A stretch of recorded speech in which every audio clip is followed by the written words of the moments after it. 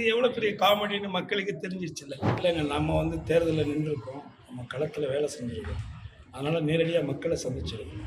ஒரு 2,00,000 என்னுடைய தொகுதியில் பார்த்தீங்கன்னா 2,78,124 வாக்காளர்.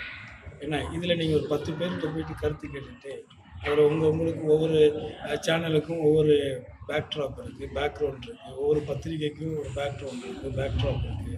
ஸோ நேற்றே நீங்கள் ஒன்று கவனித்து பார்த்தீங்கன்னா பொதுமக்களும் கவனிச்சிருப்பாங்க.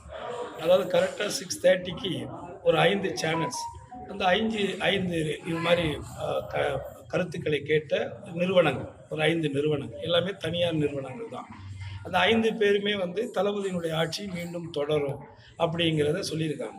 அந்த 1/2 மணி நேரம் கழித்து நீங்கள் பார்த்தீங்கன்னா அடிஷ்னலாக ஒரு 2 சேனல் வந்து ஒரு 2 கருத்து கணிப்பு நிறுவனம். அந்த 2 நிறுவனம் வந்து ஒத்தையில பழனிசாமி தான் வந்து சிஎம் ஆவார் அப்படின்னா அது ஒரு கருத்து கணிப்பு. இது அப்படியே தொடருது. ஆனால் இந்த 1 மணி நேரமாக பார்த்தீங்கன்னா யார் ஒருத்தரும் விஜய்ங்கிறவர் ஒரு இடத்துல வருவார், 4 இடத்துல வருவார், 8 இடத்துல வருவார், 10லேருந்து 15க்குள்ள வருவார்னு சொல்லிகிட்டே இருந்தாங்க இந்த 1.5 மணி நேரமாக. திடீர்னு பார்த்தீங்கன்னா அதுக்குள்ளே ஒரு லாஸ்ட் ஒரு 1/2 அன் ஹவரில் ஒரு 2 நிறுவனம் வருது.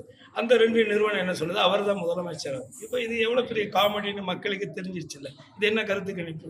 அவங்களுடைய விருப்பங்களை மக்கள்கிட்ட திணிக்கிறாங்க. இது எல்லாமே எத்தனை நாள்? இன்னும் 2-3 நாள். அதுக்கப்புறம் 4ஆம் தேதி வெட்ட வெளிச்சமாக எல்லாருமே தெரிய போகும்.